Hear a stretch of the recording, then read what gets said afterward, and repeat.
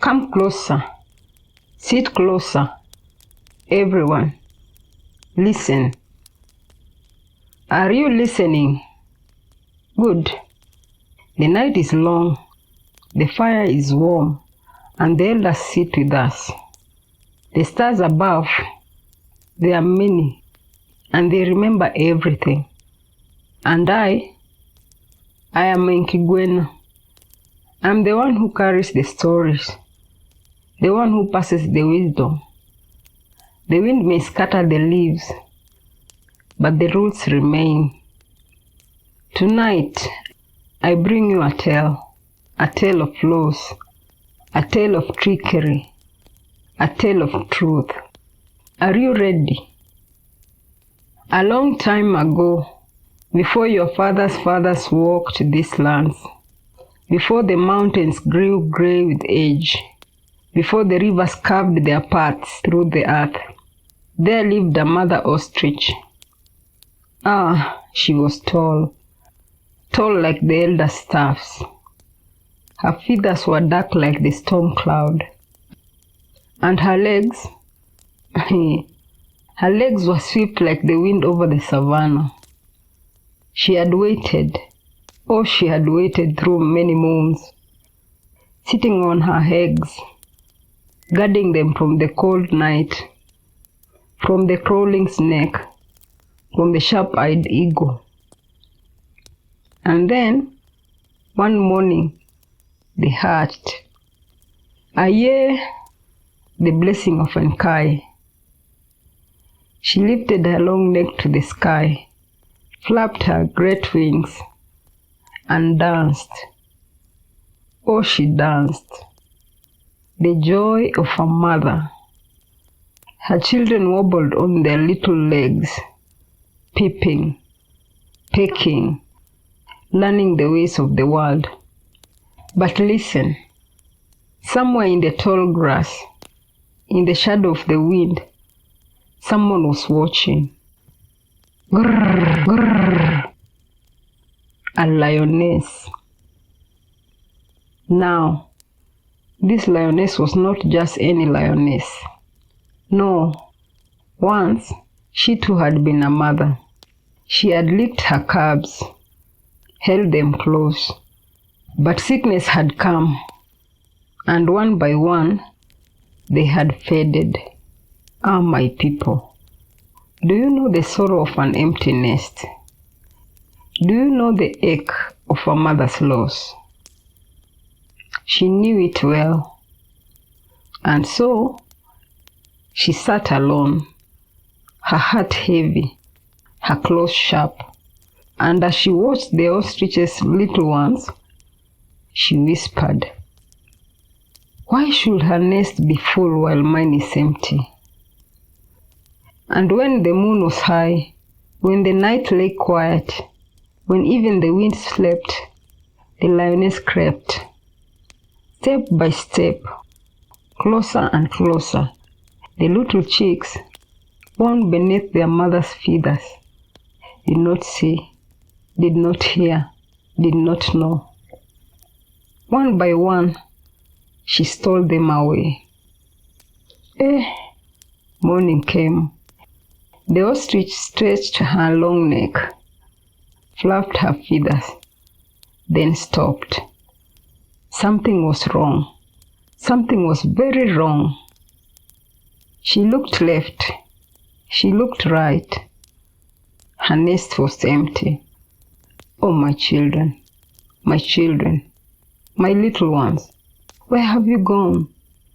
She ran past the thorn trees, across the dry riverbed, beneath the whispering rocks. She searched and searched, calling their names. Where are you, my little warriors?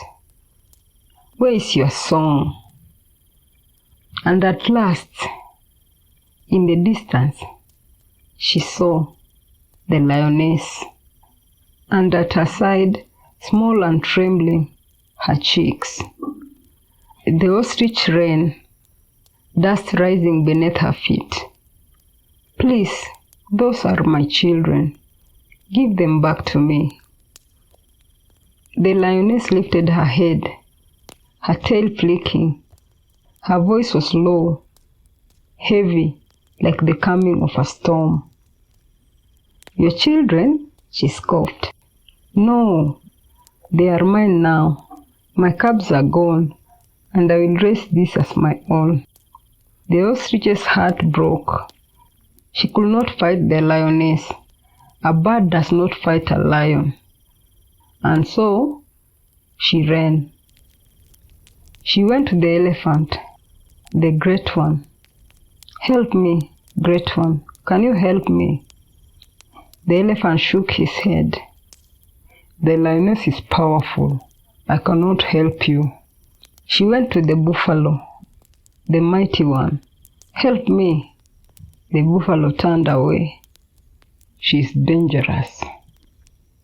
She went to the zebra, the swift one. "I cannot help you." The ostrich's heart was heavy, her feet weary. But just as she was about to give up, she saw the mongoose. Aha, the mongoose. Small but sharp, tiny but clever. He listened, he nodded, and then he smiled. "Are you crying? Are you crying?" he asked.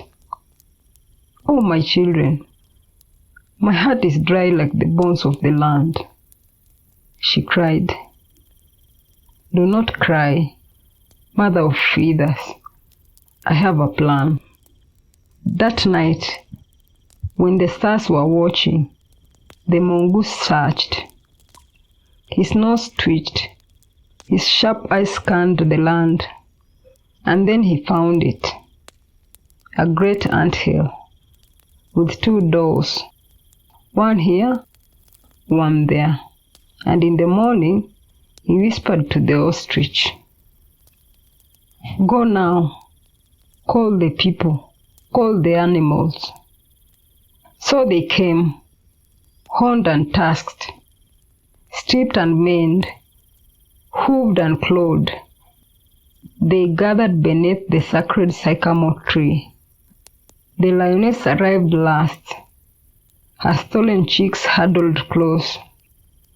One by one, the animals spoke, but fear held their tongues, and each time they tried to say the chicks belonged to the ostrich, the lioness let out a low growl.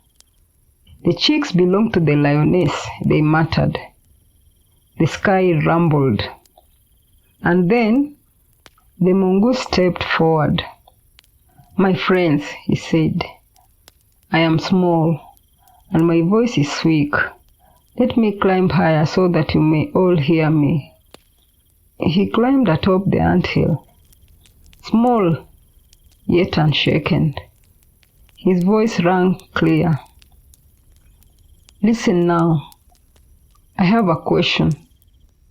Everyone, listen. Have you ever seen a feathered one give birth to a hairy one?" The animals murmured. "No, we have not." The mongoose nodded. "And have you ever seen a hairy one give birth to a feathered one?" Again the animals shook their heads.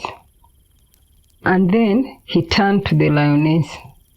"Tell us, great lioness, how is it that your children have feathers?" Ah, silence. The animals turned to the ostrich. They turned again to the chicks. The truth was clear. The chicks belonged to the ostrich, they cried. The lioness heard their cries. She saw the animals turn away from her. She knew she had been beaten. But a lioness is still a lioness. "Truth belongs to the people," the mongoose shouted. "Grrr, grrr." The lioness roared, her voice shaking the trees, sending birds into the sky. "Who is stronger, the hunter or the hiding place, the mongoose cried out. The lioness leaped forward, claws unsheathed, teeth bared, ready to strike. But where was the mongoose? Ah, my people, do you see him? No, the mongoose was already gone. He had vanished into the anthill. Shoo! Like a shadow slipping between cracks. He darted inside, disappearing into the hole at the top of the anthill. The lioness snarled, furious. She shoved her head inside. Come out, little one. Face me, she growled, her voice echoing inside the mound.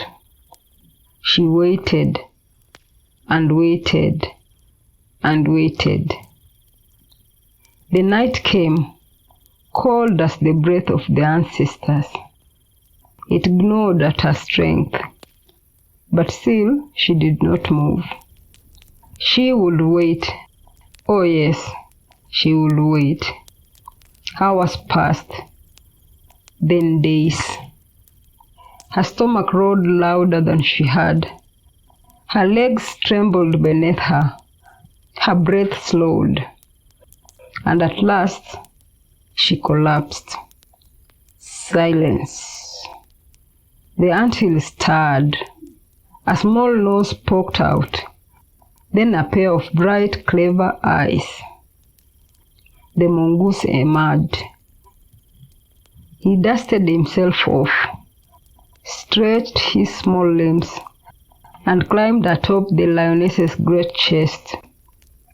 He looked down at her, and he laughed. Ah, he laughed.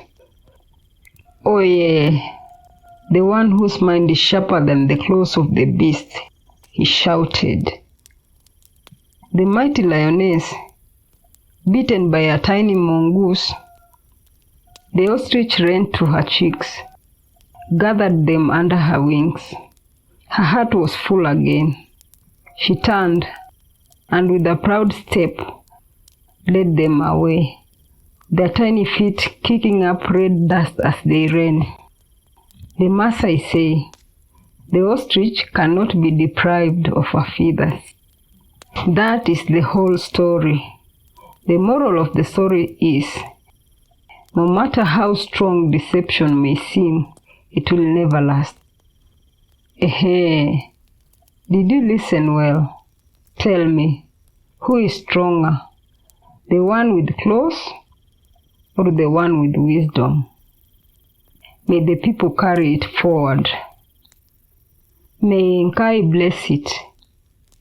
May the land remember it. May the people carry it forward. Oh my people, tell me now, who will carry this story after me? Take it. The story is told. Now it is yours. Good people, do not let the wisdom be forgotten. Share it with the warriors, the elders, the children. So come again. There are still more stories waiting in the firelight. Please hit that subscribe button and join our storytelling journey. Turn on notifications so you never miss out next African adventure. Leave a comment below sharing what you learned from this story. And stay tuned for more wisdom and wonder from the heart of Africa.